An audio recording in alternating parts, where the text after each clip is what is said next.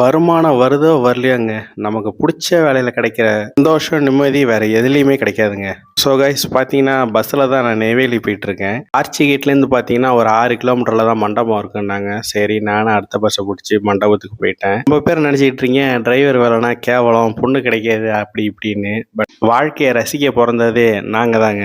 இருந்தது தமிழ்நாடு ஃபுல்லாக சுற்றிக்கிட்டு தாங்க இருப்போம். ரெஸ்ட்டுன்றதே எங்கள் லைஃப்பில் கிடையாது.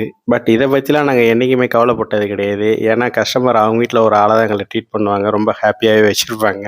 இப்போ கூட பாருங்கள், கஸ்டமரை பார்த்தோன்னே தம்பி நீங்கள் போய் ஃபஸ்ட்டு சாப்பிட்டு வந்துருங்க திருப்தியா, அதுக்கப்புறம் நம்ம கிளம்பலாம் அப்படின்னாங்க. நானும் நல்லா வயிறார சாப்பிட்டேன். ஒரு விஷயங்க, சாப்பிட்டு முடிச்சிங்கனாலும் லைட்டாக அதில் கொஞ்சோண்டு சாப்பாடை வச்சுட்டு இலைய மூடுங்க. அது வேற ஒரு உயிருக்கு யூஸ் ஆகும். இதை நான் என் அனுபவத்தில் தெரிஞ்சுக்கிட்டேன். ஃபைனலாக ஹேண்ட் வாஷ் பண்ணிட்டேன். கஸ்டமரும் கார் கீ கொடுத்தாங்க, வண்டியை எடுத்துகிட்டு வந்துருங்கன்னு சொல்லி. நானும் வண்டியை எடுத்துகிட்டு கஸ்டமரை பிக்கப் பண்ணிவிட்டு டேரெக்டாக சிதம்பரம் கிளம்பிட்டேன். ஜஸ்ட் ஒரு 1 hour தாங்க. வண்டியை சாலில் எடுத்துகிட்டு வந்து கஸ்டமர் வீட்டில் விட்டேன். ஸோ உங்களுக்கு ஆக்டிங் டிரைவர் தேவைன்னா நீங்கள் தாராளமாக எனக்கு கான்டாக்ட் பண்ணுங்கள். வீடியோ பிடிச்சா லைக் பண்ணுங்கள். மறக்காமல் நம்ம சேனலை ஃபாலோ பண்ணிங்க.